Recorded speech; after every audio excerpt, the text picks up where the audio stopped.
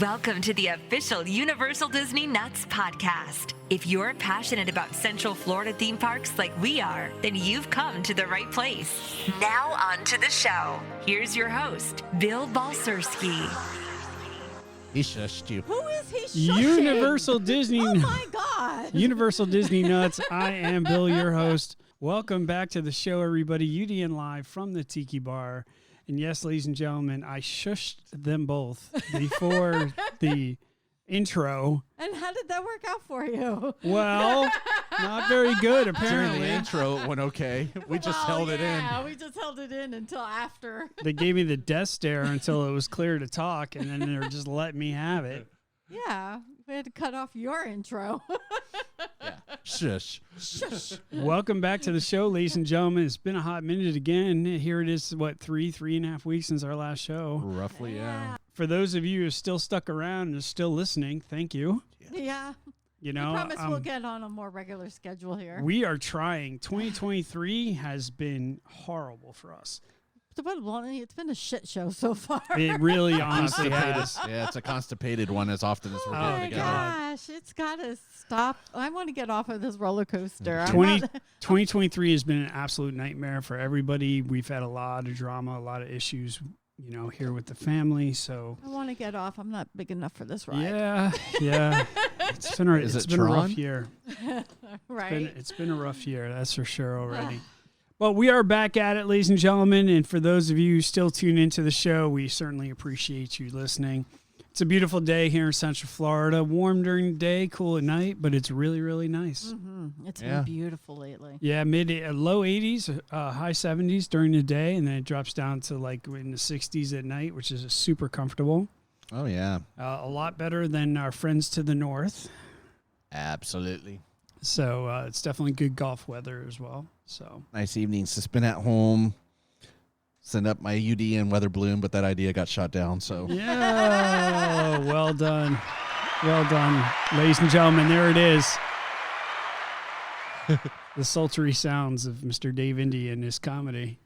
Exactly. Tip your bartenders and waitresses. Did you see the meme I sent you with the Oh, yeah. The raptor ET. shooting it down to ET? That was hysterical. Yeah, it was awesome. Whatever. I saw that and I was like, oh my God, yes. No. Yeah. Poor So- E.T. We sent them home. Yeah, we did. Getting into some big news, ladies and gentlemen, over the last couple of weeks. Obviously, the biggest news is the announcement that Disney is slashing 7,000 jobs and about $5.5 billion in cost as it unveils its vast reconstruction. Disney said it's going to reorganize into 3 divisions. Excuse me.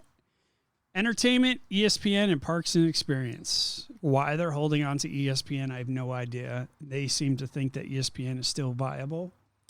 Hey, there is now an all-women's ESPN station. Shocker. I'm waiting for Ocho 8 with the dodgeball championship. Ocho. They had the Ocho. I think. Well, don't you remember the movie? The movie? Yeah. If you could dodge a wrench, you could dodge a ball. Exactly. Right. Cotton McKnight.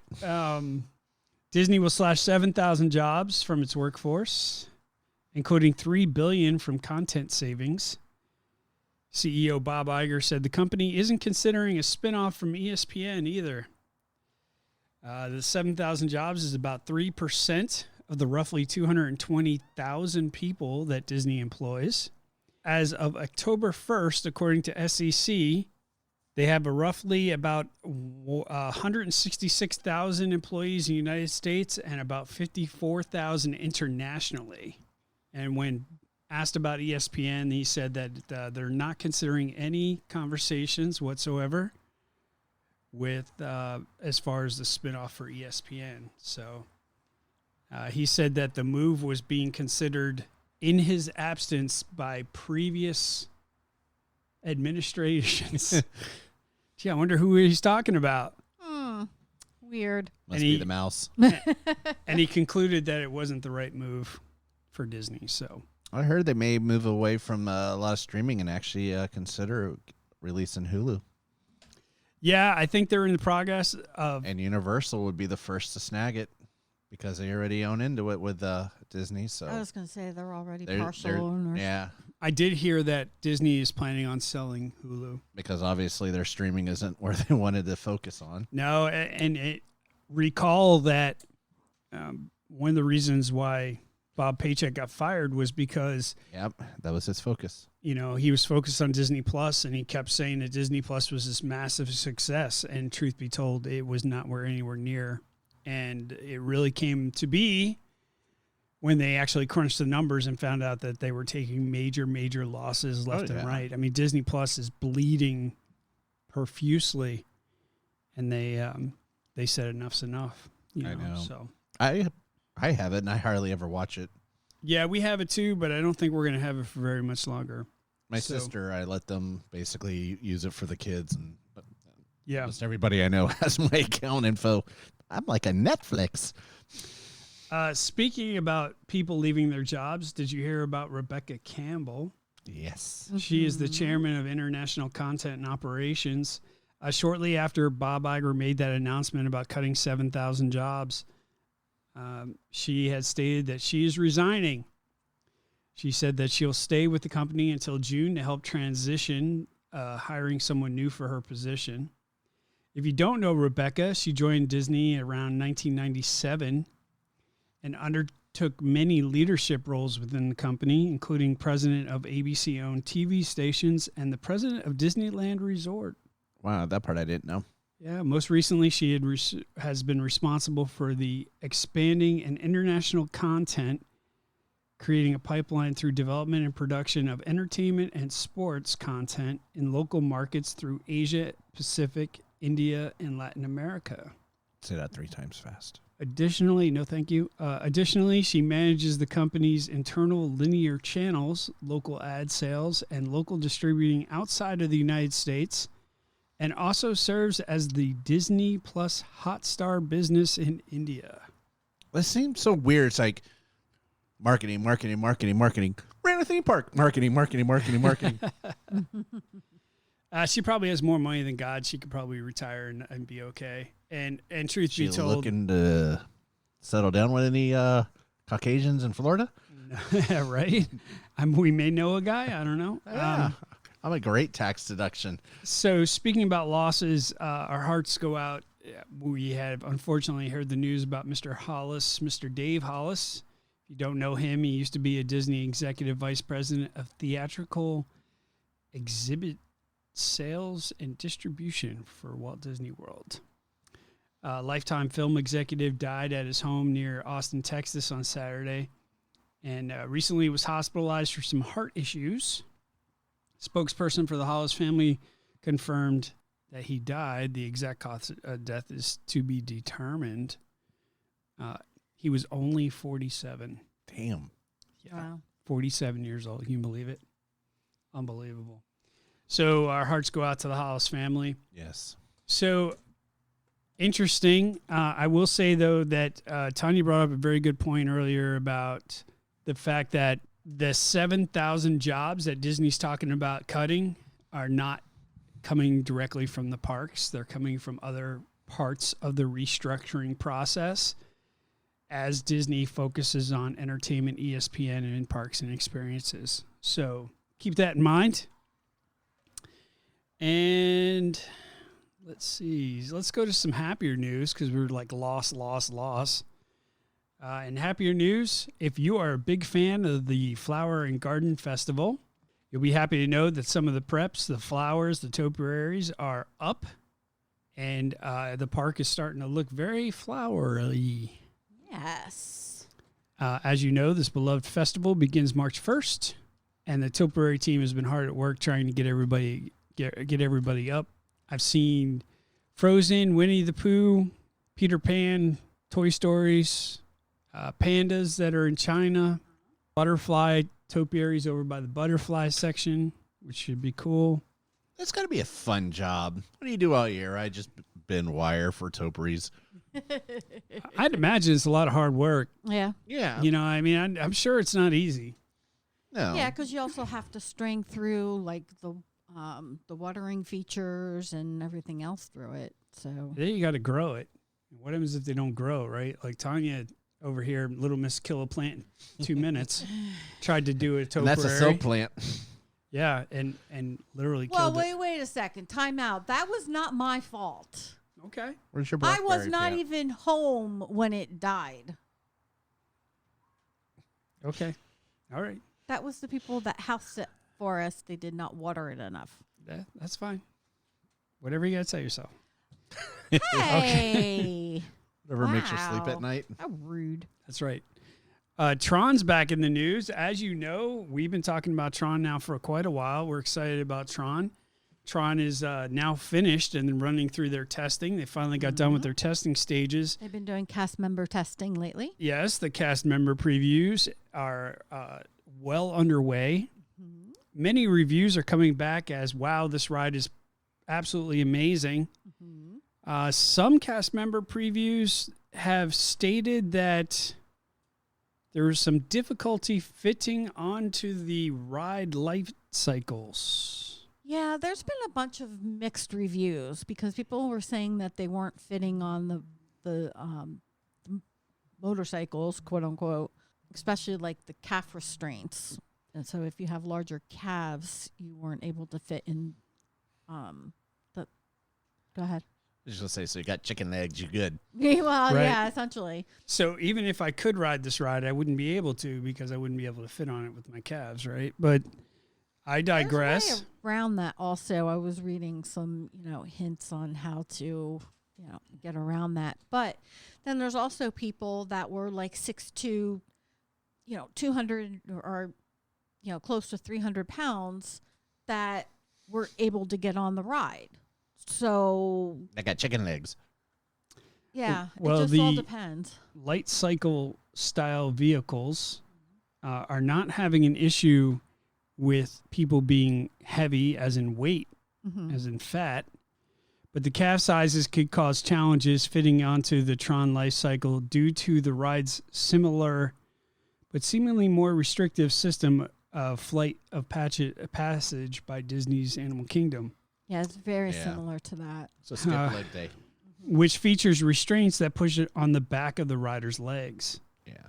Unfortunately, calf size is an issue with these new ride vehicles, and guests who are not overweight but taller or have bigger average size calves than normal could find difficulty fitting onto the ride. The other challenge is that there's an exclusionary seating on one of the Only one Ride train. train? Yeah, on one of has the normal trains. seats. Yeah, there's normal seats that you can ride. and obviously they have to have that for people who can't physically get on the ride. There's only one train that has that. I'm assuming they're probably going to make more. I don't know, but the wait time, they said, expect extremely long wait time. I don't know why they don't make it more of a rubber band style that goes around the back of the calf, kind of like on Manta, how they've got more of the flex harness, where at least if it puts on, it bends and kind of forms like an elastic band around your leg. Yeah. That way, it still locks into place, but it's still got room to stretch around people. Yeah, so here's the thing. The ride was originally designed for the one that was in Asia. Tiny little people.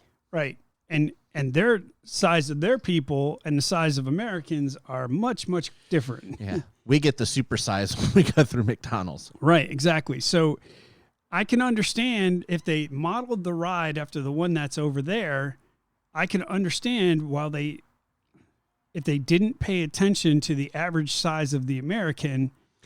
But you think they would take that in consideration, going, okay, America's full of fat people, speaking for Wow. myself. But again, I mean, I'm not skipping leg day. Granted, I skip all days at the gym. But Yeah. at the same time, I mean, again, a simple rubber band versus a hard piece of plastic would solve the issue. Yeah, I'm it not really a- would. And not I a think genius, Universal but- has that, right? Yeah. You were saying Universal has that? Well, if you go and ride Manta at SeaWorld, Okay. basically it's got the flex. I think they're called flex bands. Basically, comes your shoulder strap is more of a flex style for people that are taller and got broader shoulders. So it kind of gives more leeway to go around it versus the just hard plastic where it has no give. So, I mean, it's an easy, I would assume, switch to put those in. I mean, Yeah, well, they're going to have to make adjustments because obviously Americans tend to be a little bit more heavier than Asian people, and I will even admit to that because when I lived over in the Middle East, you got used to a certain culture and you got used to seeing people and a certain food style. There's more thin people over there than there are fat, right? Well, look at the quality of food. Look at the freshness of food. Right. Look at what they eat versus what we eat. Every other corner is a fast food restaurant here. Fast food and processed. And the processed. All the food here in America is out to kill us, right? So you get that situation where Americans, just by their lifestyle alone, are heavier. And so they're going to have to make some adjustments, I think, to this Tron ride as far as accommodating people. Oh, yeah. Even if it's putting more of those special character exclusionary seats in the back of every train. Every train for people who can't get on the actual light cycle. Either way, we're hearing very positive reviews. You walk past Tron at night, and it is absolutely phenomenal. Yeah, it's like really neat mind-blowing. And I've been told that's kind of how they want to theme all of Tomorrowland. I could be wrong on that, but they kind of want to take that idea and run with it. That way it becomes less ageless every 5 years. Correct. Yeah, I think will be modernizing it a little bit. So. I think Tomorrowland is yesterday land, and they need to update it. Wasn't that the name of the movie? No, it was Tomorrowland. Still the name of the movie. Yeah. But it's kind of crazy how they call it Tomorrowland, but yet the rides are so old that it's just like, you know, I'm a big fan of Magic Kingdom. Beautiful Tomorrow. You know, like, yeah. I have heard that's even going away. No. It will never go away. That's kind of like E.T. It's there for life. I hope so. I hope you're right because I've heard it's stories. It's a Disney original. Yeah. So I hope you're right. It's not going anywhere. I hope you're right. Updated, but it'll never go away. I've heard they're doing away with the whole thing. That it's part of this new update to Tomorrowland that they're just going to do away with it. Yeah, that's Walt's baby, so that one will never go. We'll see. I think it's gone. I think it's out of here. But they're going to get their own ET ride over there. How exciting. Okay.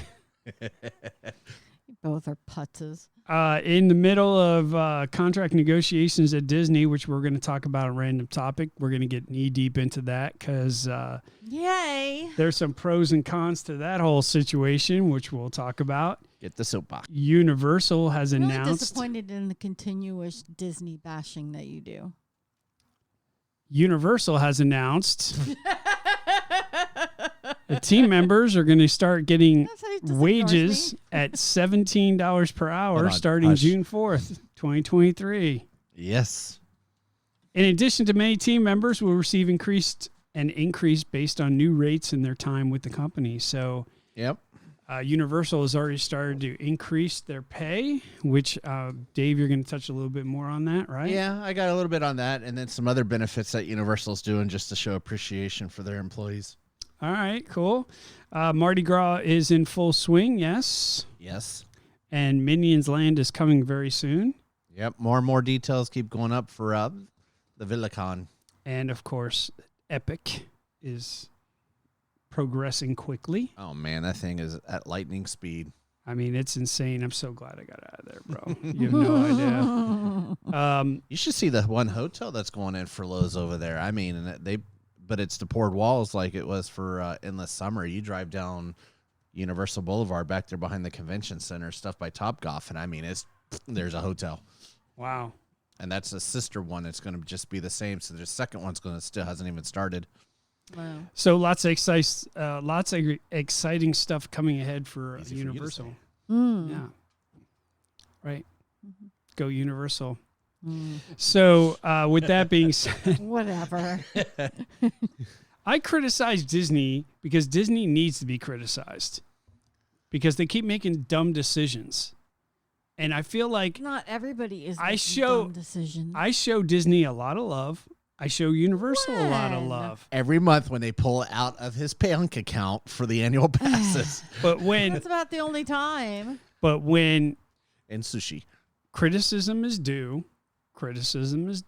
I'm not afraid to criticize Disney because sometimes Disney makes really dumb decisions. as so does Universal. And when Universal makes dumb decisions, I call them out too. And then they post their own Twitter very making fun of often. themselves. That's because Universal doesn't make dumb decisions. And with that, ladies and gentlemen, your friend of mine, ladies and gentlemen, Mr. Dave Indy, So with your Universal news. to show just how much love Universal does have, like Bill said, starting rate is at $17 an hour on June 4th of this year. Not to mention those who've been there longer, obviously, will be based on years of service and so forth.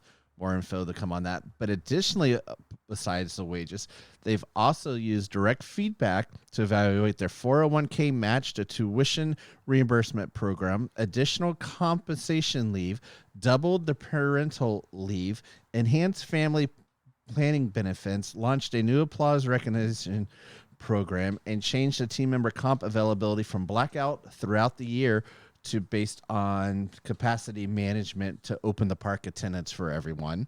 Wow. On top of that, February 26th through March 4th, and this makes me miss working there, Universal wants to show its appreciation to its team members by providing additional perks, offers, and experiences. Plus, every team member will receive 100 additional applause points added to their wallet effective March 1st. They have an After Dark event again in the Marvel Superhero Land for only employees on the 9th from 9:30 to 11:30. Also, they invite you to enjoy one complimentary meal at any of the team member dining locations during Appreciation Week of February 26th through 4th. All you got to do is show your ID. They're also letting their employees enjoy free drinks at team members dining all week long. Simply bring your cup in and you use the freestyle machine and fill up your cups through the 26th through the 4th. They got pumped up food and beverage discounts during that time frame. On that one, basically, you present your ID, you get 35% off quick service, 25% off of table service. Obviously, no alcohol on that one. They got free photo ops, basically for digital downloads for their employees on attractions, 40% off merchandise all throughout Universal. Again, they're showing the love. This is why we bash Disney. Clearly. Starbucks is doing an exclusive 2 drinks, a peachy keen and a cookie and creams cold brew in the back. And Voodoo Donuts has a special donut where they get it for $2.92 plus tax with their team member ID. And on top of that, as Disney's letting people off, Universal is now hiring 2,500 new employees. Again, doesn't have anything to do with the parks. Custodial, parking, transportation, food and beverage, lifeguard, security, paramedic attendants, operations, and None the call of center. which are getting cut by Disney. Tanya's starting to get agitated. Professional opportunities also include technical services, IT, financial marketing, and sales, digital technology on that. So definitely a good time to be a UO employee. And then it didn't say in here it had to be a park employee. It was for Universal employees. They're just hiring for those positions. You're just poking the bear now, Dave. That's all you're doing. All right. So enough of that one. So on so to you want to keep getting Gideon stuff? Oh, how about that? Imagine that can go right away. Very quickly. Bitter Table of One. Your table's now ready. Bitter, table of 1. Your table's now ready. Yes. Thought you dealt with sweets, not salty. So We have salty. Well done, David. Well done, Both David. of you. Well done, sir. you're like a salt and straw over there. Oh, don't even get her started. Oh, and just hold your horses. Bro. Salt and straw is coming. Oh, yeah. Don't go there, bro. We got dirty gum and gravel. Yeah. So, Just when they started to normalize things, they went completely off the rail again. yeah, They the- really did not. the other guy who was on vacation who makes the came back.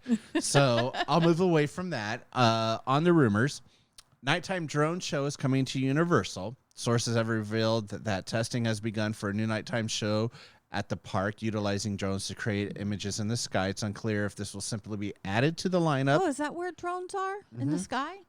Hashtag in the sky. Well, actually, they do make robotic ones that roll on the ground too, just so you know. She's just trying to be ugly now. You're being very ugly, Tanya. Yes, I am. Get over it. She's like an ET over there. So, but yeah, they're not sure if it's going to be added or used for special events, basically, at this time. But they have been seen testing over the park. Also, the Mardi Gras tree is not in service anymore. If you were leaving City Walk, everyone used to throw beads in the tree. Yeah, I saw that. Yeah, supposedly there was an incident involving a vehicle that caused Universal to take precautions so the walkway closest to the tree is now blocked off and guarded by security, and this area will be closed during Mardi Gras moving forward. So I didn't So see they don't anybody throw the any other night beads? when we were Oh, that leaving. tree is completely bare. There now. was a tree that still had beads on it. They the chose a other different night. tree, but that's not the original tree that was by the road. So they're saying that the beads caused an accident, or Something to do with the vehicle. Nobody's been able to Yeah. explain what it was, whether it hit someone's vehicle, cracked a windshield, who knows, but I highly doubt those beads could crack a windshield. they're just plastic. yeah, or someone could have a crappy windshield too. Well, I mean, that. or Safely repair, safely. So, really. hey, I've been told their windshields are not the best of quality. Anyways, Universal has lowered the price. Anyone looking to do the escape rooms for Back to the Future or the Jurassic World experience for the great. Less than 2 months since its originally opening, Universal, like I said, has dropped the price. Anyone who's now looking to go, it went from $49.99 down to $39.99, and those looking to book the escape room either for themselves for an experience or a private experience, they've dropped the price from $300 down to $240 for up to 8 people on that one. So why do you think that is? I don't know if there's too many escape rooms, I think. I can tell you exactly what it is. They're not getting a lot of people in there. Oh, probably not. The last time we were up there, we walked past there. The place was a ghost town. Oh, yeah. I walked in there one of the first times it was open, and it wasn't really as want busy. to do it.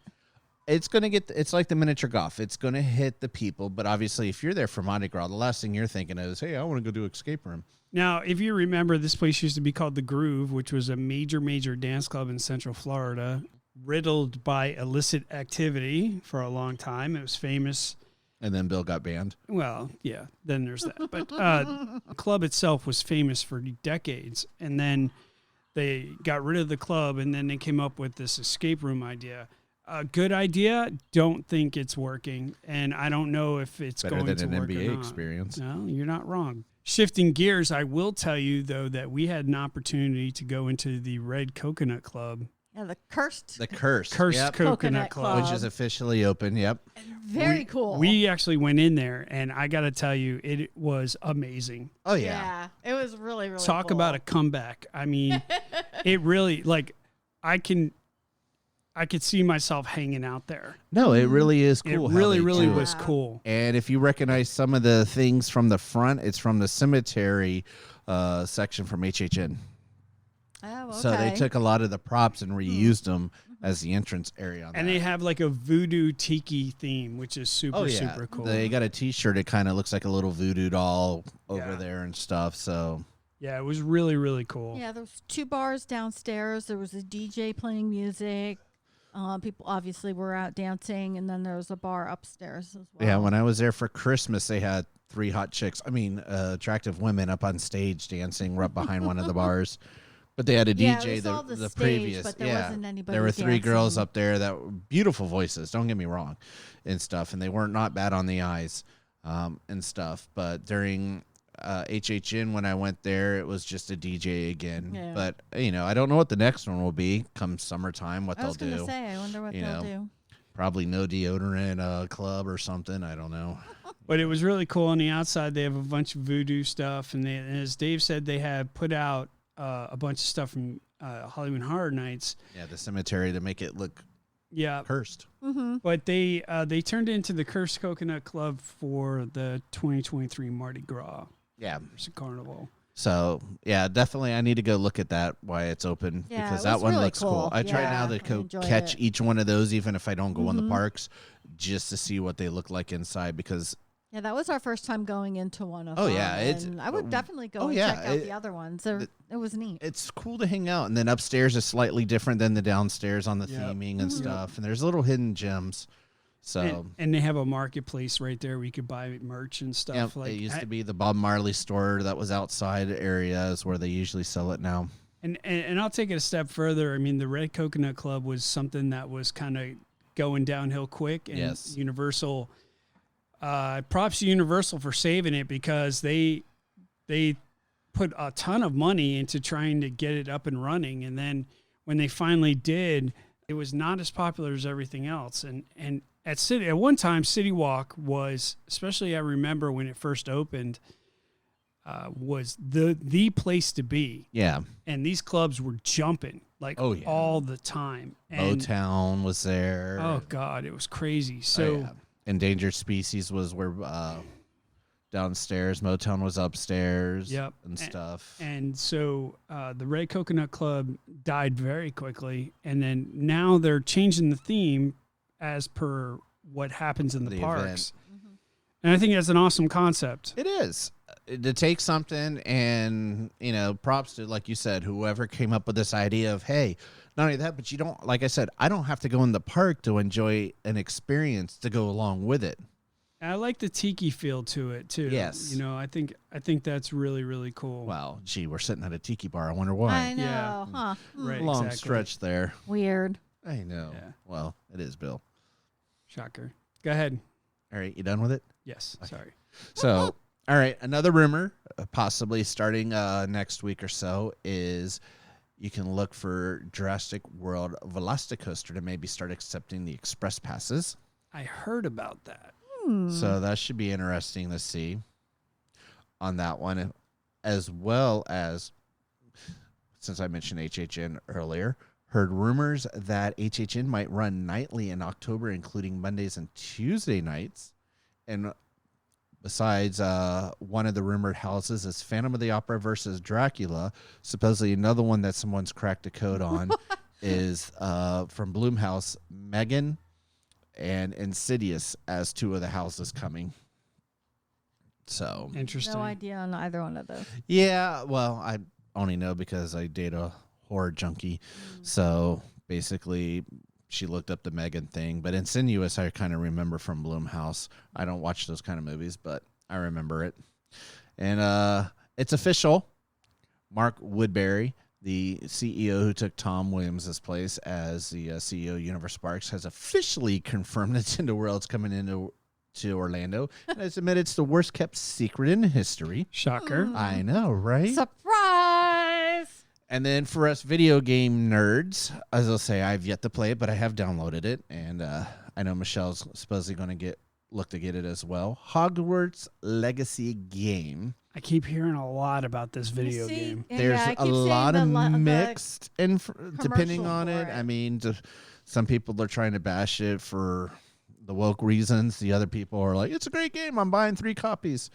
But basically, there are Easter eggs from Hagrid's magical creature motorcycle on this ride. Players can walk and fly around Architect taken directly from Hagrid's motorcycle adventures, the queue, the coaster, including archways and towers. So I'm trying to finish another game on a first-person shooter before I start going and killing wizards and stuff or whatever you do in this game. Yeah, interesting. I think I don't know if I can get into that video game. I mean, I'm knee-deep in Assassin's Creed right now. I'm a big gamer, for those of you who don't know. Yeah, I'm a bit old for being a gamer, but once a gamer, always a gamer, right? Exactly. So I've bought video games, collector's editions, before I've had the gaming systems for them. So yeah, Assassin's Creed, I already pre-ordered the new ones. Yeah. When it was first announced, I already dropped Valhalla is amazing. I dropped $300 probably on that collector's edition that's coming out. Yeah, that's very cool. I've enjoyed it so far. I think the one thing about these video games that's really cool is, regardless of how you feel about video games, essentially it's playing a book. Yes. You know, I mean, essentially that's what it is in a lot of these storylines. And you literally play through a book. Yeah, like Assassin's Creed, for an example, is if you follow history, you can actually look up the historical places that a lot of them are. Valhalla, not so much maybe. I haven't looked to see what the art book is, but the ones from Roman stuff, I have the art books, and they match perfectly. Yeah, they do a good job of it. And then, as I'll say, The Harry Potter one is pre Dumbledore days and stuff as well. So a lot of it is, I forget the guy's name, but it's a series or a black guy that runs the. Yeah, shocker. Yeah. Yeah, that's Tanya snoring, ladies and gentlemen. So no different than at night, right? Yeah.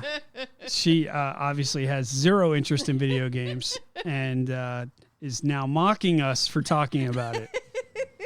So, yeah. Weird, me mocking you guys. Shocker. I know. I am flipping through the donuts available at Voodoo Donuts right now, and there's a few of them that interest me. Yeah? I'm not going to lie. They have cannolios, which is like cannolis a little bit. I'm surprised that one interests you. Bisnees, which is lemon honey Bavarian cream filled in a vanilla frosting donut, which I think is cute. They have one strawberry go-tart, which looks like a Pop-Tart, which is neat. Well, the one the team members get is a yeast donut with whipped velvet filling and topped with peanut butter and garnished with peanuts on it. So, like a peanut cake? Yeah. Is that what it's called? Which is funny because it says allergy friendly specialized donuts available by request as well. So if you are allergic to peanuts, you can get probably something different. But yeah, it's a peanut butter one.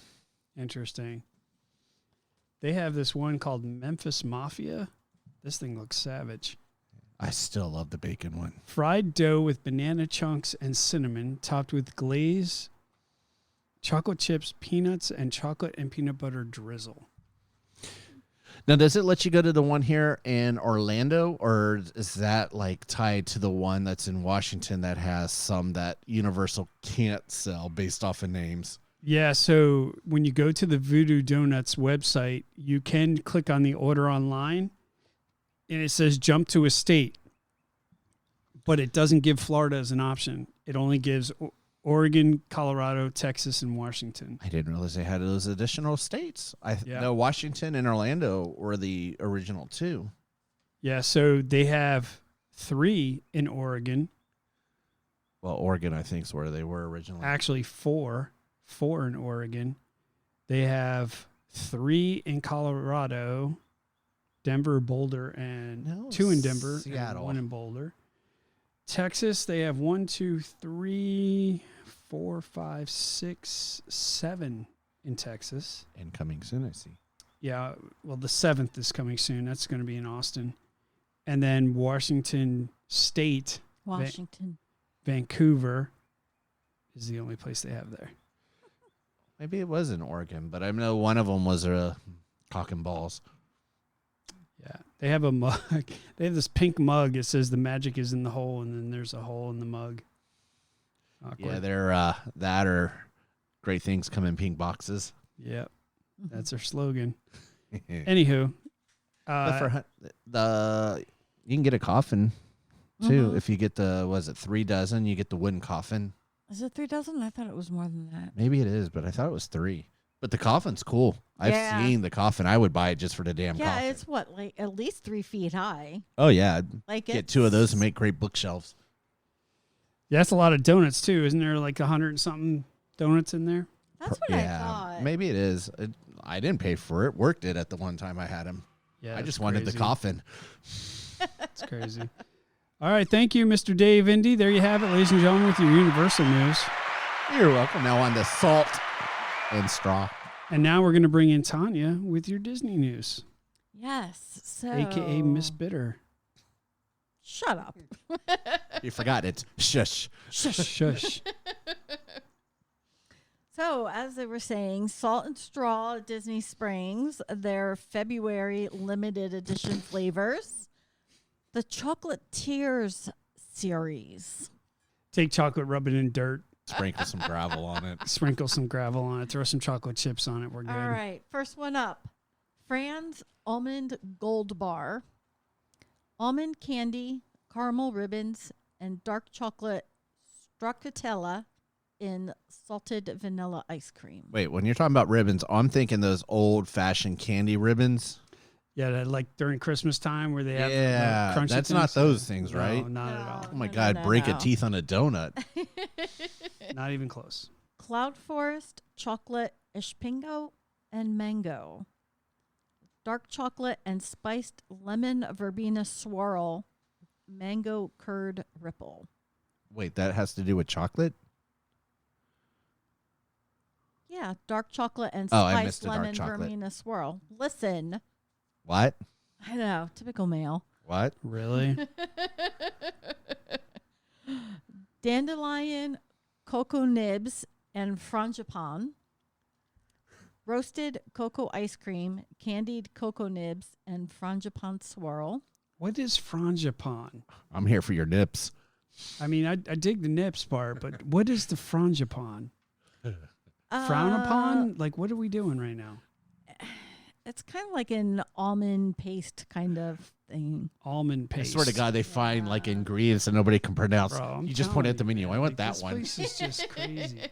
Compartes, coffee, and love nuts. Oh, is that the one that says "I love nuts"? Love nuts. That's the one I Love think you nuts. sent me. I Yes, love I nuts. did. Yes, I did. Yes, I did. So it's coffee ice cream Love nuts. studded with glazed chocolate coated pecans. All I have is South Park and the chef salty balls in my head. Balls. And last but not least, Exquisito Guanabana Stracciatella. I'm And sorry. it's- Can you say the name again? Right, I she can't even know, say I can't the name. Even have to It's like, really, guys? Can we I do get something the here? supercalifragilisticexpialidocious? I can at least say that. Can we do something with this, please? So Guanabana sherbet, dark chocolate stracciatella ribbons. Here for your guanabana. So those are your February limited edition flavors at Salt and Straw, available until the end of the month. When you say the names, my vocabulary is limited. Right? More to come March 1st. Yay. So stand by. Let's see. Flower petals and Yeah, let's see what kind of craziness they come up with for dewdrop March. rain. Drunk leprechaun. Okay, so So, as like, we were talking about Tron Shamrock. earlier, Tron Light Cycle Run preview registration for annual pass holders and DVC members opened today at around 9 a.m. What time's yours? I'm not telling yet. So DVC preview dates are March 4th, 5th, and 6th. Annual pass holder preview dates are March 4th through the 6th and then March 8th through the 12th. There is a media event that is scheduled right after the preview ends, and then nothing scheduled for the 2 weeks prior to the official opening of Tron on April 4th.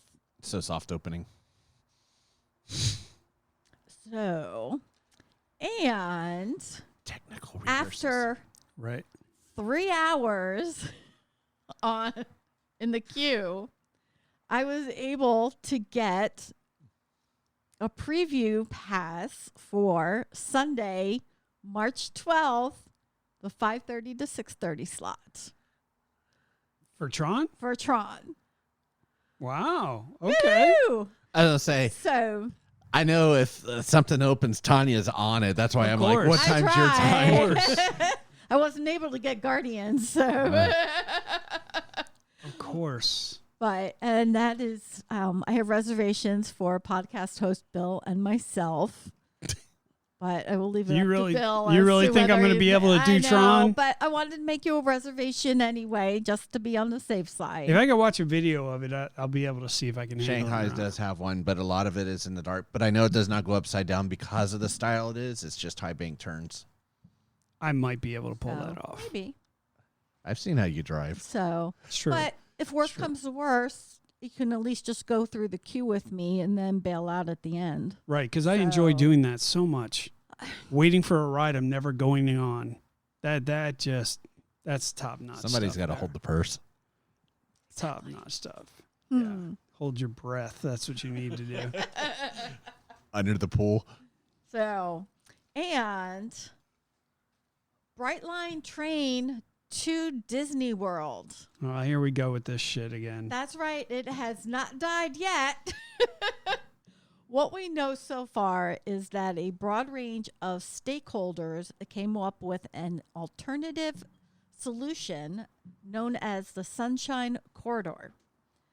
And the Sunshine Corridor would service more of the tourist corridor and add another station for the line. The Sunshine Corridor features 2 new stations and integrates Brightline's intercity service with Sunrail through an east-west expansion. In addition to the airport, which will be in Terminal C, 1 new station will be located near Universal's Epic Universe and the Orange County Convention Center. As it should. Mm-hmm. Right. There will also be an alternative station placed near the original Disney Springs site, although not on land owned by Disney. Shocker. They pretty much kicked Disney out of this whole entire thing now. You know who developed the Sunshine, right? What? Corridor. Universal. Yeah, it was Universal and a bunch of other And because it wasn't businesses. all about Disney, they got kicked out. So from what we have heard, the location is not much different. It's Disney's involvement and the lower likelihood that Disney will add the station into their transportation network. Probably somewhere around Celebration, I would assume. I don't Yeah, know. maybe. Wherever the other site was, it's going to be very close to where the other site was going to be near Disney Springs. But yeah, because I was going to say, but if it's supposed to go down International Drive somewhere and then link up and go down I-4 from what I've heard. It's running parallel to I-4. I would assume around Celebration would work because Disney doesn't own it, but that could have still worked even for the Disney Springs location because it could have just been right there by Bonnet Creek area or something even. Yeah, I don't know. But Be curious to see. that could also change with Iger being back now as well. So who knows? That's true. But in any way, shape, or form, there's still going to be a station near Disney. So in short, this kind of means that Brightline will service Universal, SeaWorld, and Walt Disney World. Well, Disney be stupid just not to swallow their pride and be like, play ball with the community. Yeah. You can't scream community left and right to your employees and then be like, yeah, except for the train. Right. Yeah, exactly. So We don't want you to get to work.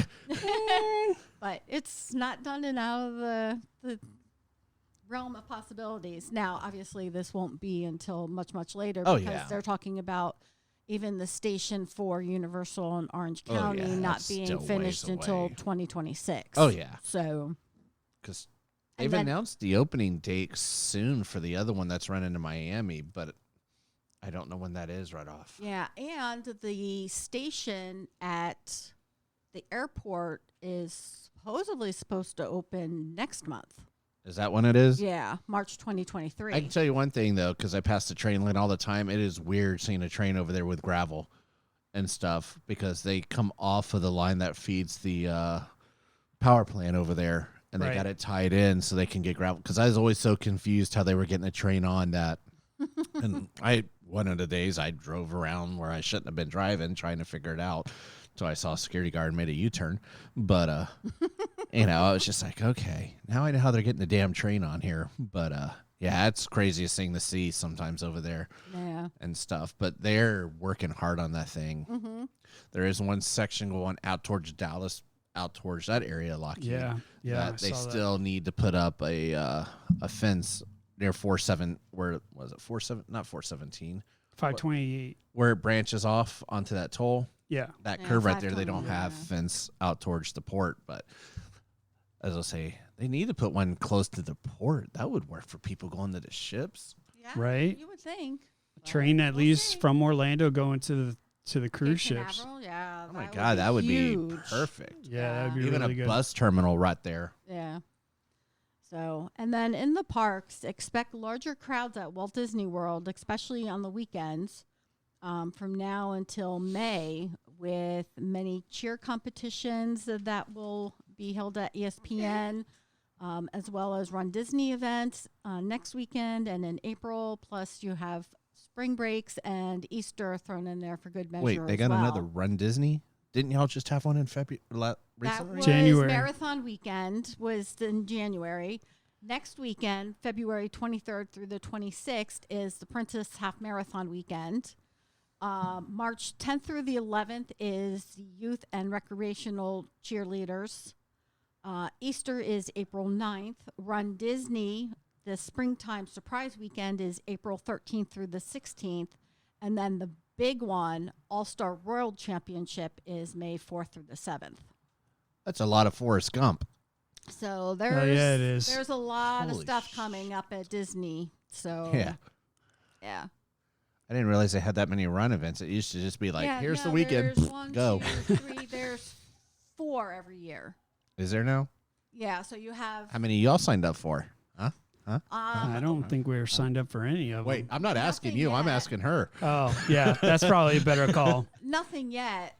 We're waiting for the Run Disney event in November to open up for registration. That's the one that includes That's the animal Wine and Dine. kingdom Yeah. scavenger that y'all always like. Oh, no, that's actually part of the springtime, but that wasn't one of the races this year. So they're going to keep kind of like cycling through different races. That's why it's called the Springtime Surprise. They open a fence, a gate like a so- zebra, and you just run. Oh, stop. No, He's not wrong. No, I mean, November is Wine and Dine weekend. That's So too many runs. I'll drive by and wave. Screw you, runners. I And can on only that do a note- 5K anymore, sadly. ladies and gentlemen, there it is. Tanya with your Disney news. It's way too much running. Yeah, it's as we get older, it's getting tougher and tougher to do that. If I run, it's because I got to run to the bathroom or I got the runs. That has nothing to do with getting older. There's plenty of people that are older. Oh, yeah, and run no, with the marathons. You and could everything. barely walk with your injury. Well, See, I that can't do it was with my the ankle. whole thing with my ankle. Yeah. It takes me 5 minutes to just go down 17 steps of stairs because I got to do 1 foot, 1 foot, should 1 see- foot, 1 foot. There's a woman who just started running like a few years ago, whatever. She's 50 something, 52. Just set a record for a female marathon time in the U.S. and is hoping to make the Olympic team. Guarantee she fits on Tron. Right. Like, holy crap. So the next big Wow. event for Run Disney is the Springtime Surprise Weekend, which is in 55 days, 4 hours, 58 minutes, and 19 seconds and If you're counting. keeping track. Oh, the next weekend. April 13th through the 16th. And they have many different events during this weekend. Run Disney Springtime Surprise Yoga, which is sold out. The Disney Pixar Cars 5K, which is sold out. The Disney Pixar Monsters 10K, which is sold out. Jesus. Disney's Pixar's Toy Story 10 Miler, Sold out. which is sold out. The Run Disney Springtime Surprise Challenge, which is a combination of a couple different It's the races. 10 miler and the half marathon. That's sold out. The whole weekend is sold out. And then the virtual races are sold Coming next February, run from Walt Disney to Disneyland and back. right? Jesus. Well, no, but they are bringing back the Run Disney event in Disneyland in 2024, and they are bringing back the Coast to Coast Challenge, which you have to do at least a 10-mile run or larger at Disneyland, and then in the same calendar year, run a 10-mile or more race at Walt Disney World, and you get the Coast to Coast medal. Hawaii would be a fun one to do over there Yeah. at the Luau Yeah. place. Mm-hmm. So the Springtime Surprise Challenge is 3 races, the 5K, the 10K, and the 10 miler Not a for a surprise if you total know of all this. 19.3 miles. Jesus. And the average price is $479.70. Dude, that's like driving me to work one way for me. It's almost good with that. $500 to run that race. That's all 3 races, right? Yeah. I'm going to That's charge you to yeah. put on shoes and run on pavement. Come on down. That better include hotel, alcohol, more alcohol, and something. Speaking about being exhausted and expensive, ladies and gentlemen, let me bring in Mr. Dave Indy. Look, I'm easy. I didn't say I was cheap. With your Ask Indy, this is it, ladies and gentlemen. We bring Mr. Indy in and answers your questions on the podcast. Hit us up at Universal Disney Nuts Facebook page, and maybe your question will get selected for the podcast. Mr. Indy. All right. So I like this one because I like to also poke the bear, as Bill says. Now I'm poking Bill. Shocker. Yeah. I don't know if you'd be walking around saying that. So many directions with that. Yeah, Oh I'm not my sure if God. that's. I'm not sure if that was the. Depends what you're poking them with. That was the way you were supposed to go with that one. Squeal but- like a pill, big. Going to Squeal hell. like a pig. I'm So- sure this being a family show. From it's a theme park. Super awkward. How do you think families are created? So, from John in Washington, what's the most expensive theme park item ever sold on eBay? Oh, you had to go there. Most expensive. Wait. Ask that question one more time. Sure. Most expensive theme park item ever sold on eBay. Well, actually listed on eBay because I couldn't find whether or not this sold or not. And I didn't have the time to look. So, most expensive item ever on eBay. All right, it's not merchandise. It's got to be like a piece of a ride or something significant like that. I would say part of a ride, and it was probably somewhere in the area of 10 to 20,000. That's my guess. You? I'm going to go something stupid off the wall, like 1.2 million. I don't know. Probably lie somewhere in between, but Yeah, just a little. Shocker. So, yeah. So this one's for eBay, though. Again, and this is going back to 2014. On eBay for $189,000. It was the front cab of an old Disney World monorail that was listed on there. Believe it or not, they had actually some potential buyers on that one. The auction was for the Mark IV red monorail car. On that one, the asking price was $189,000. Supposedly 66 offers were even made. Wow. And Wow. 2 potential buyers were negotiating with the seller on that one, which was Theme Park Connections, which was here in Orlando. And I have another story on them in a second for another thing that wasn't, I don't believe, on eBay, but through them. So basically, they said that the car was bought from Disney 12 years ago, and the console and the doors and the seating are still intact. It is currently sitting at that time in Tyrone, Georgia, about 30 miles from Atlanta. It had been on display in one of the warehouses and been in a couple of parades in Georgia. It had been even in a couple of Disney events. The train was used from 1971 to 1989. Most of the cars were destroyed, but this one was in great shape and ready to be taken. It weighed 33,000 pounds. It was already mounted on a fix to the trailer, and it was street ready to go. So, Bill, you could just travel it around behind your truck. Nice. there you go. So, basically someone can make it into, they even said a motorhome to take camping, or you could redo the interior, that would be make it into a cool. hotel. You We've could been make it looking into for a, like an RV. screw that. How awesome would that be? you could make it a bar in your backyard or Now, see, back deck. that would be cool. Yeah, Put that thing right here. right? Turn it That would be Dude. interesting. Yeah, please stay would be clear of the interesting. alcohol.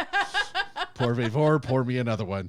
That would be very, very interesting. So, however, this is the one that actually got me, and I even had to look further in this. The most expensive item ever at the time was a complete replica of the Disneyland Haunted Mansion for $899,000. Jesus. Yeah. So supposedly there was a home that had been put on the market, and again, this is going to back to 2012, and I got to find this one because it's also in Georgia. It had been put on the market. for $873,000, which is an exact replica of the Haunted Mansion ride. Built in 1996, the 7-bedroom property in Duluth, Georgia, comes complete with a ghostly magic mirror and authentic flickering bathroom lights. The 10,000 square foot property also had 6 bathrooms, a nanny suite, a guest wing, perfect for otherworldly visitors who might decide to drop in on you. The 4-story home was iconic pillars, also boasts a hot tub, an elevator, and situated in a gated community. The property was built by a Disney contractor, Mark Hurt, and it was being sold again through Theme Park Connections. Explained the reason behind his labor of love. Hurt said Walt Disney was a mentor that he'd loved and never met. The Haunted Mansion is one of Disney's most popular attractions and is located in, at the time, Disneyland, Disney World in Tokyo. The theme park ride, a detached narration welcomes guests saying, "Welcome, foolish mortals, to the Haunted Mansion. I'm your host, your ghost host." Special effects including rotating burst, the endless hallway, the scenic circle of Disney tour rides through the house on Doom Buggies, which that's a really cool site if you've never been, doombuggies.com. I have not. It's all behind the scenes stuff, and it's really cool on that one. But, yeah, I need to find where this house is up in Duluth and stuff. So if I ever win the lottery and I disappear, you can come visit me at my Haunted Mansion replica house. Unlike the Elvis one that's over in Pine Hills, because you do know there's an Elvis one in Pine Hills, right? Off of Hiawassee. I've heard of it. There is a Graceland copy over there. So, yeah.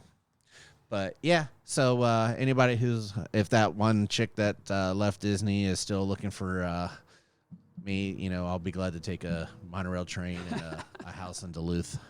So I'm on the page now, Theme Park Connections, and it looks... I've sold stuff to them when they used to have an open place. I haven't been to their physical website, but I had a few Disney things that walked out with me when I worked there, and they paid me decent for a few things. So yeah, so a lot of the links on the website don't work. Yeah, and it looks like it's a minor level type internet website. Yeah, their physical store used to be over by Florida Mall. You used to be able to go in there and look at stuff, and actually. A lot of people used to sell their plaques of 10 years and stuff. There, you went in there and there was plaques left and right. But they also had rides and vehicles and stuff in there, like teacup and stuff. I wouldn't be surprised if Disney shut these guys down. Truth be told, when you click on the online store link, it takes you nowhere. Yeah, I mean, who knows what happened to them? This is probably 5 years ago since the last time I had ever stepped foot in them.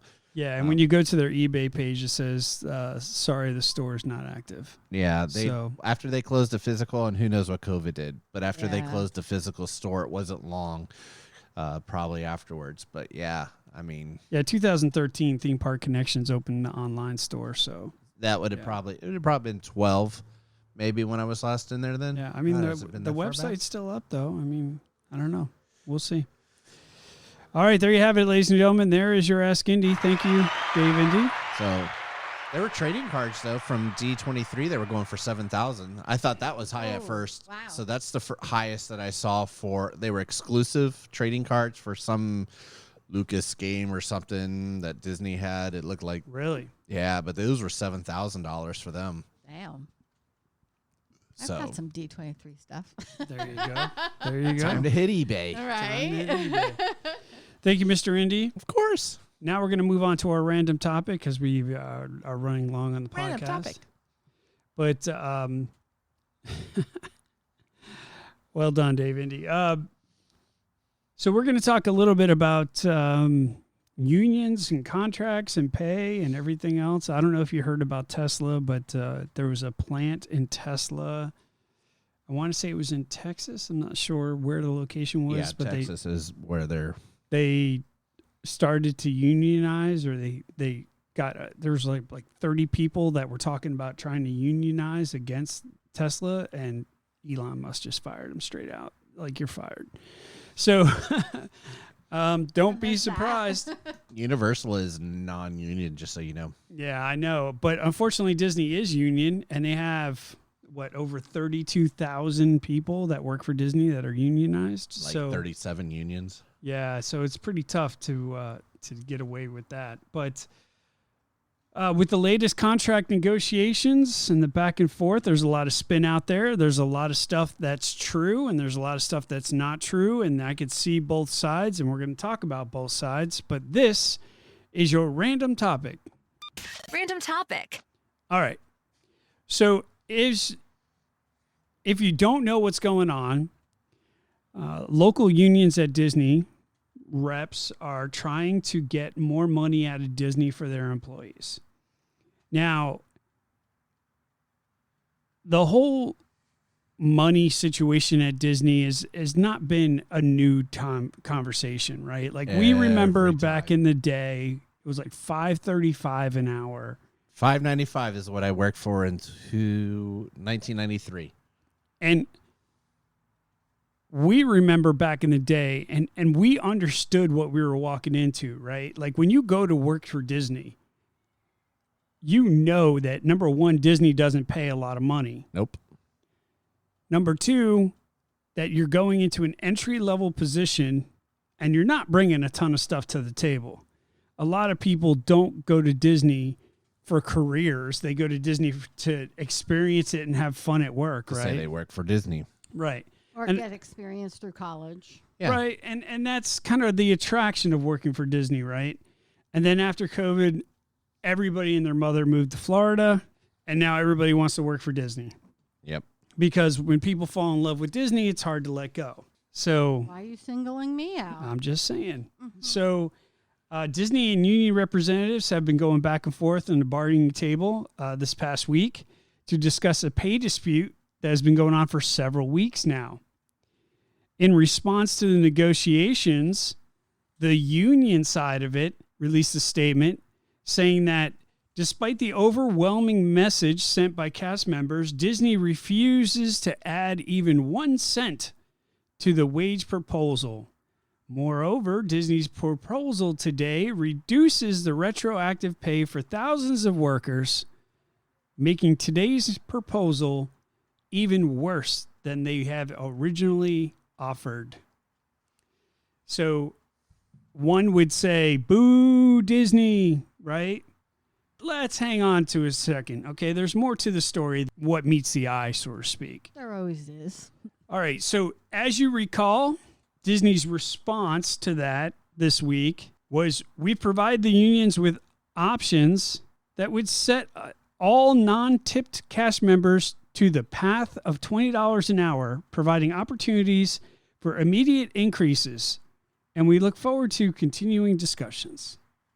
Right? So the unions are saying Disney's not bringing any more money to the table. Disney's saying we've already brought the money to the table. It's not good enough for you.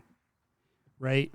Now, recall that last year, the state of Florida voted and passed a minimum wage increase that is slowly starting to take over the years. The current minimum wage in Florida right now is $11 an hour. And under this new agreement that passed, the new law, it will increase $1 every September until it reaches $15 an hour in 2026. The unions want $20 an hour right out of the gate. The latest negotiation rounds come after 95% of the Service Trade Council unions turned down the Walt Disney's latest contractor offer, which would have given employees a $1 raise and would have brought them to $20 within 5 years. That's what Disney's bringing. Disney's like, okay, we'll give you $1 raise than what you're making now, and you'll be at $20 in 5 years. Now, the sneaky part about that is what I just read. Now, we're supposed to be at $15 an hour in 5 years, right? In less than 5 years. Yeah. So Disney's not really bringing that much to the table, right? What's the starting rate at Disney now? Does it say? Depends on the position, but it could be There's anywhere. Not a base? I'm not 100% sure about that. Universal's 16 going to 17, as we discussed.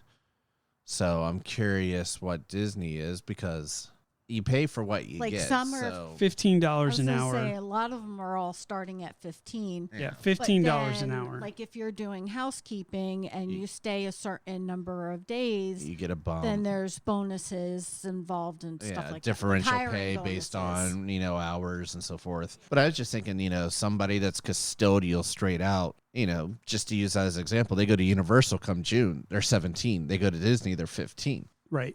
They're 15 right now. Yeah. And then now that Universal just announced 17, I could see a lot of people jumping ship and going to Universal. And I don't know what SeaWorld starts, but my thought in that is just if you have a higher pay, you get to be more selective on who you get to hire. Exactly. And this is the thing they don't understand. They need to bring something to the table as well. It's not just about bodies. It's about what kind of experience you have. You can't just walk off the street and expect $15 an hour. You have no college degree. You have no experience. You have no nothing. You're walking into an entry-level job. Yeah. You know what I mean? So, and all these jobs 20 years ago were $5.95 an hour. Oh, yeah, it was $5.95 and in attractions, and you topped out after, I think, Right. 5 years at $11.03. But people were killing themselves to get into Disney back then because it was Steady pay. that, and it was a higher cream versus kind of where Disney's viewed now. Right. All right. So just to keep this in the framework of what we're talking about. So Disney has offered a $1 raise from where they are now, which the majority of them are at $15 an hour. So we're talking $16 an hour. Yeah. And then the promise of being at $20 an hour within the next 5 years. That's what Disney's bringing to the table. This is what the union wants. The union wants $20 an hour for full-time non-tipped roles during the contract's terms. They want wages for full-time non-tip cast members will remain at least $5 above the Florida minimum wage each year. Okay, so if the minimum wage increases $1 every year, they're saying they want to be $5 above that every single year. So they would have to get to that level and then continue to get that dollar raise. 8 weeks paid child bonding for eligible full-time cast members. Nearly 10% average pay increases during the first year. Immediate $20 per hour wage for selected roles, including housekeeping, bus drivers, and culinary staff. Retroactive pay increase for cast members dating back to October 2022, starting at a minimum of $700 for cast members who've worked 40 hours per week. That's what the union's pushing for. Now, of course, Disney's going to go tell them the pound sand. That's ridiculous, right? Here's the problem that I have, okay? This is the problem that I have. You are taking a minimum skilled, minimum wage, entry-level position, and you're trying to make it so that you can do that minimum skilled, minimum labor job and make a living off of that. Yeah. That's where the problem is. These jobs at Disney are not designed to be careers, excluding the executive level stuff and the managers and stuff like that. Yeah, the goal is to move up. Right. So the entry level positions is what I'm talking about at Disney. They were never meant to be a career. It's like starting at McDonald's. Exactly. Mm-hmm. You can't start on fries and then move to burgers and then expect a $20 raise. Like, I'll quit my job tomorrow. That's where the misconception is, right? Like they're sitting there looking at these entry level Disney positions, thinking that they should be able to make enough money to live off of, but they're targeting the wrong jobs. Yeah. Go get skills, go get educated, go get what you need to get these big time jobs so where you can make a living and earn. But they don't want to do that. They want to sit at Disney, they want to sling ice cream, they want to chill out, they don't want to do anything, and they want to make $20-$30 an hour. Doesn't work that way. And of course they just blame capitalism, right?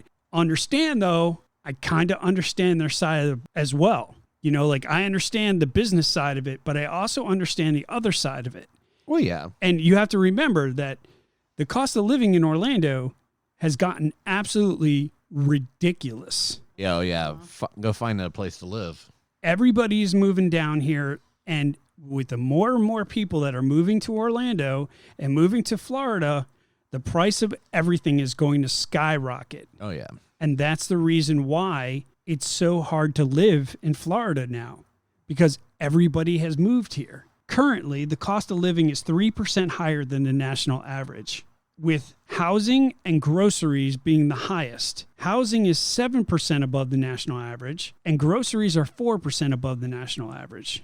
This is just Orlando. Well, it doesn't help that somebody moving from an area that's used to paying, look at what New York and Jersey and stuff for the price of apartment. They move down here and, you tell them they're going to get X amount for that. Roughly, they're like, oh, done.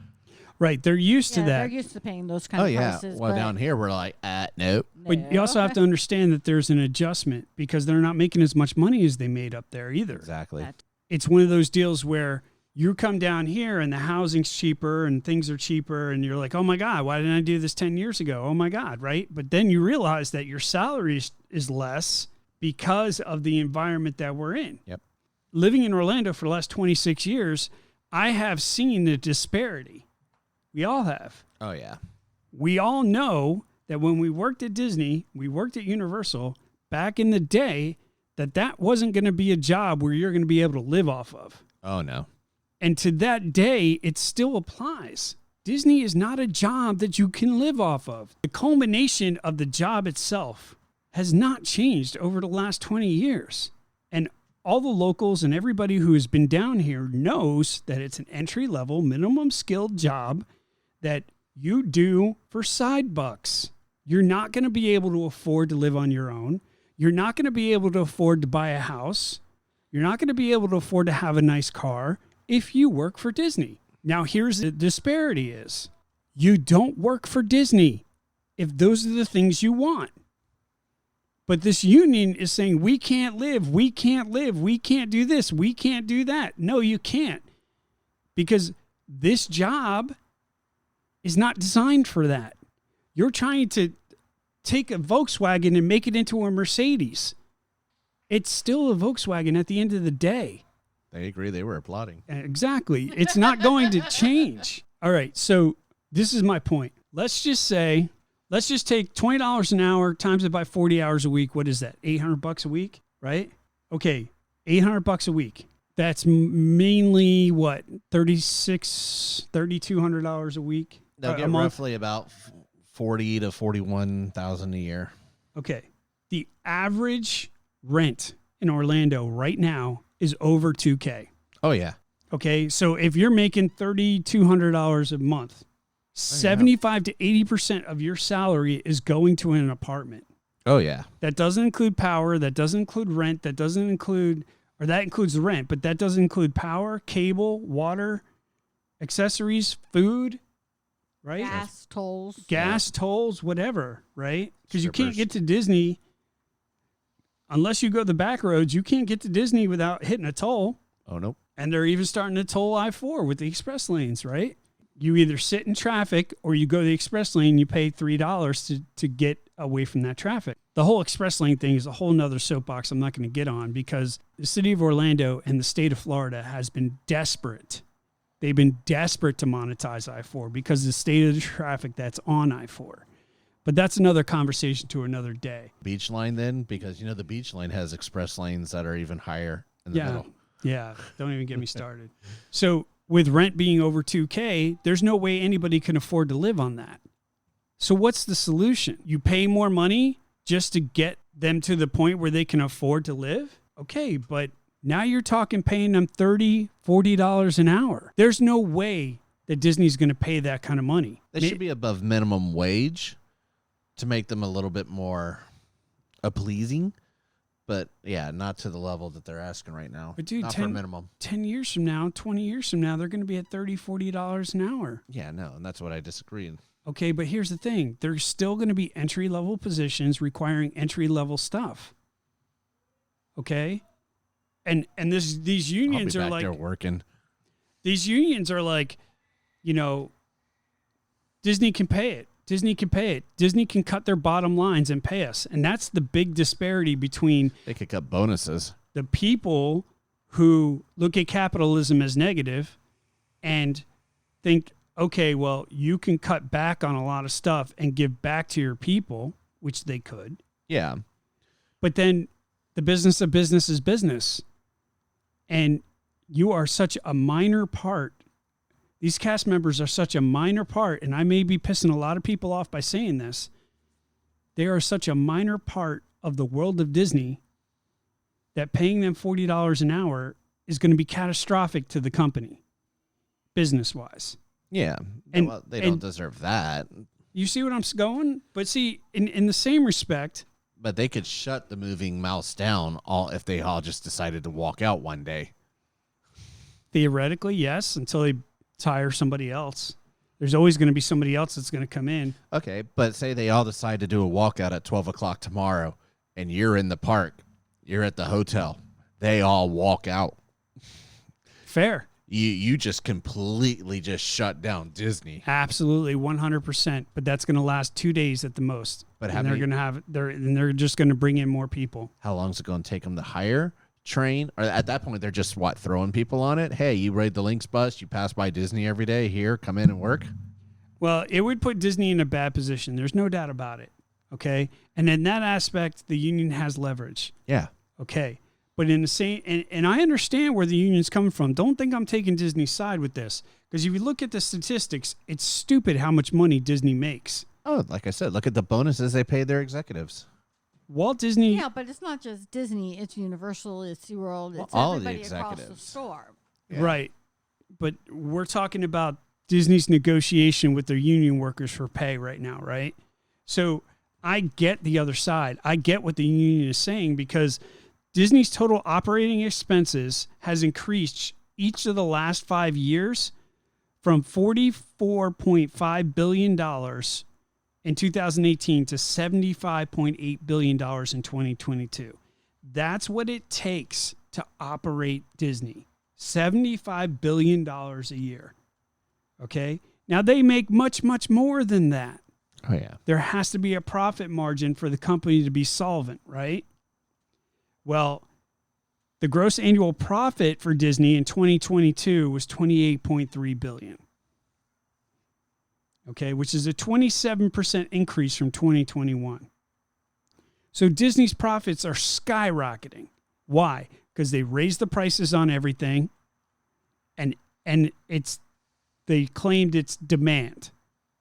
The demand for the parks have gone up, which means we raise our prices to control the demand. The demand continues to go up. They make a 27% increase in profits for 2021. Oh, yeah. All right. So people from the union see these numbers and freak out, saying, look, Disney made $21 billion last year, $28.3 billion last year. They can afford to pay us $40 an hour. All right. So $40 an hour. And we just talked about how many employees they have. Yeah, it used to be like 33,000 in Orlando or something like that. 166,000 are in the United States. Now, keep in mind, executives, they're making a ton of money, right? Yeah. I mean, Chapek got fired and he got $26 million or something like that just for walking as an away. Exit bonus. Right. So I understand the union side of the house too. All these executives are making billions and billions of dollars, millions and millions of dollars just for existing. Meanwhile, the average cat here in Orlando is struggling to make do with what we got. Oh, yeah. And everybody's screaming on Reddit about capitalism and how it's killing America and all this other stuff. Like, I get it. I totally get what they're trying to say. It's a very fine line to walk between both. But if they raise the prices up, if they continue to raise the prices and raise the pay, if they don't do it, they're going to lose people. If they do it, they're going to lose profits. And let me tell you something straight out. At no point in time, ever, in the history of ever, will a company sacrifice their profitability and their bottom line to pay their employees more. They will pass that on to you. They are never, ever, ever going to do that.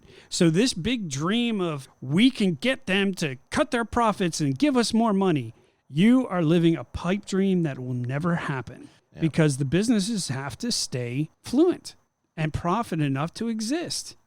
Find ways to offset benefit costs, things of that nature, to raise the paycheck without raising the cost. Right. So what's the answer? Could Disney pay more? Absolutely. Oh, yeah. They all can. Universal could pay more. Easily. SeaWorld can pay more. Will they? No. We'll see. They're going to have to. I mean, Universal did. I don't know. Like I said, I don't know what SeaWorld is. Be curious to see how Disney answers to this announcement. But Universal is paying $17 an hour because they're trying to get ahead of it. Yeah. Right? Because they don't want their employees becoming bitter, They're at angry table of two, 16 right? Whatever. Right now. And yeah. Yeah. So now they're going to 17. And that was only like a year ago they went to 16, though. So now the union is pushing for $20 an hour. When Epic opens, I forget what they said they were going to be at. Was it 20? 17. 17. Was it 17? So Yeah. they're already And- ahead of that 17. So when is enough, right? So if they win this and Disney has to force to pay them $20 an hour, that's going to motivate people to go to Universal and go, hey, Disney's making $20 an hour. We want 25. Then they get 25. Then Disney comes back and says, hey, guess what? They're making 25. We want 30. Screw that. Hey, I'm so- skilled labor. What am I here getting? we go, right? And at the end of the day, we're still talking about one thing: entry-level jobs requiring minimal education and minimal experience. And you want to make enough to live off of that? You think it's not fair that you don't make enough to live when you're focusing on an entry-level job with entry-level experience, with entry-level stuff? You're not going to be able to live off of that. Never will. And it's your own choices that you made that have created that problem. You don't have to work for Disney. You don't have to work for Universal. This is what they do. This is what they offer. Take it or leave it. Now, if you're going to take it, don't bitch and strike that you want more money. Go find a job that pays you more money, because it is what it is, and it's always been that way from day one. Oh, yeah. It's never going to change, bro. It's never going to change. Even back in the early 90s when we were working for Disney and flat broke, and we were living with 7 roommates because we couldn't afford an apartment on our own. It is what it is. And I think these people are just being ridiculous. Yeah. Now, do I think that some things are out of their control? Absolutely. Like the cost of living in Orlando. People are being taken advantage of because of the fact that everybody's moving to Orlando. Disney does plan to do affordable housing. But again, who qualifies, who doesn't? Just like Universal's going to build ones over there by Epic. Who's going to qualify, who doesn't? And that's the thing, right? Like they can do that. They can help out people, which I hope they do. Yeah. But at the end of the day, they're doing that so they don't have to pay them more money. You know, so it is what it is. I don't see a positive outcome from all this. You continue to pay these people more and more and more and more money because they're taking entry-level positions and trying to make careers out of them. You know what the prices of the parks are going to be? It's going to get to the point where only elitists are going to be able to afford these parks. Well, their cost of overhead should come down because then they don't need as many as employees. The quality of the product of itself, it's going to go straight down the gutter. Mm-hmm. Because they have less and less people. The people that are there don't care. They're already suffering now from that. The people that are there to collect a paycheck, and they don't care about Disney. They don't care about Universal. They're They there don't for the care salt and with straw SeaWorld. discount. Exactly. So, okay, pay them $20 an hour. How long is it until they're asking for 25? Because even Next contract and negotiation. right, even we talked about it. Even at $20 an hour, you're still only making $800 a week. That's before taxes. Benefits, taxes, and everything else. So really, you're getting $600 a week. You can't live off of that. Nope. So, you know, props to the union for trying to get more money. I respect it. I don't necessarily agree with it. I think people are trying to take minimum wage jobs and make them into careers. Okay, fine if that's your intention, but it is what it is. So there you have it, ladies and gentlemen. There is your random topic. Give them $40 an hour, and let's raise the ticket prices to $700. They do that, I'm going to go work back for Disney. Right. As far as sponsors go, ladies and gentlemen, as you may have heard from the last podcast, Rockstars and Flowers are no more.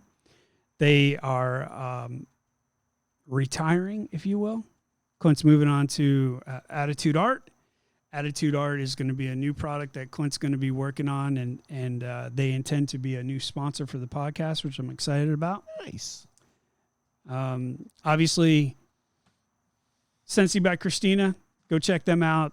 They got new products coming out every single day. We appreciate her sponsorship. Chrissy P74, Scentsy.us. You got that memorized finally. I finally do. Yes.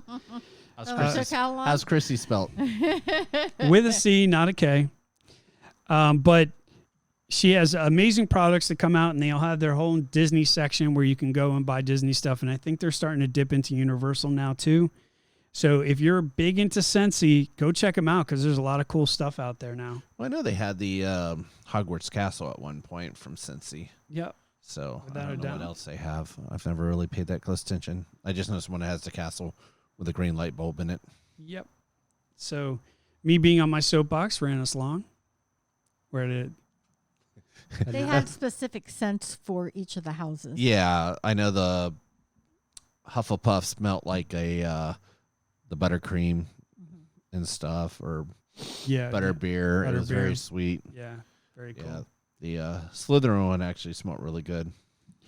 But if you guys are in Central Florida, enjoy the parks. They're a little busy, not too bad, but they're not. They're and still enjoyable. The weather is absolutely perfect for the parks. You know, it's warm during the day, but it's nice and cool. As you can tell, it's beautiful out. We certainly enjoy hanging out in the parks during this weather. Ladies and gentlemen, if you're in these parks, have fun, be safe, and we'll talk soon. You have been listening to the official Universal Disney Nuts podcast. Please visit our website at worldofudn.com and join us on Facebook, Instagram, and Twitter for all the latest updates, news, and events from your favorite theme parks. See you in 2 weeks.